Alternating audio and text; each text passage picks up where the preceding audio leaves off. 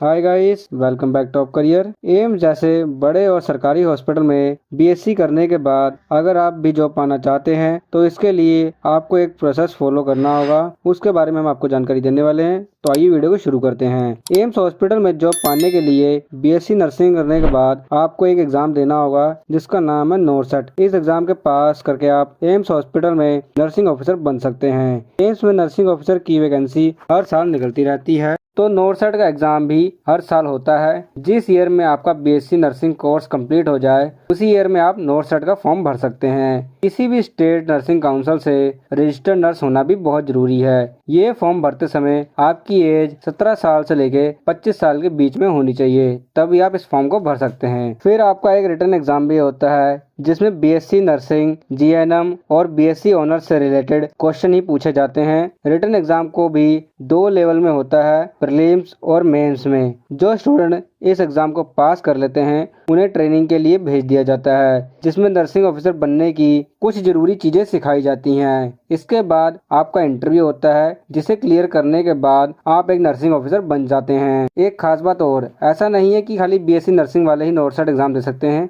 BSc nursing के अलावा और कौन से स्टूडेंट इस एग्जाम को दे सकते हैं, आइए वो भी जानते हैं। बीएससी नर्सिंग के अलावा आपके पास 2 और ऑप्शन होते हैं नर्सिंग ऑफिसर बनने के लिए। अगर आपने पोस्ट बेसिक बीएससी नर्सिंग किया है और रजिस्टर्ड नर्स हैं तो भी आप नर्सिंग ऑफिसर बन सकते हैं। और दूसरा ऑप्शन आपके पास होता है जीएनएम का। जिन स्टूडेंट ने जीएनएम किया है और नर्सिंग रजिस्टर्ड में रजिस्टर्ड है, 2 साल का एक्सपीरियंस है, वो भी 50 बेड हॉस्पिटल वालों का, तो भी आप नर्सिंग ऑफिसर बन सकते हैं। तो दोनों में एक कॉमन बात है जो की है रजिस्टर्ड नर्स। रजिस्टर्ड नर्स होना कंपलसरी है। अब हम बात करते हैं नर्सिंग ऑफिसर के क्या काम होते हैं हॉस्पिटल में। हॉस्पिटल में नर्सिंग ऑफिसर का काम होता है रोगी की देखभाल करना, रोगी का टेस्ट करना, रोगी का इलाज करना, health record and other document की जिम्मेदारी संभालना एक नर्सिंग ऑफिसर का काम होता है। बात करते हैं सैलरी के बारे में। बीएससी नर्सिंग पूरा करने के बाद एक नर्सिंग ऑफिसर की स्टार्टिंग सैलरी होती है 45,600 से लेके 1.5 लाख तक होती है, और ये सैलरी सभी एम्स ब्रांचेस में कुछ डिफरेंस हो सकता है। अब हम बात कर लेते हैं थोड़ा नॉरसेट के बारे में। नॉरसेट एग्जाम करने में आपका कितना खर्चा आता है। दोस्तों, नॉरसेट का फॉर्म भरने में आपका 3,000 का खर्चा आएगा,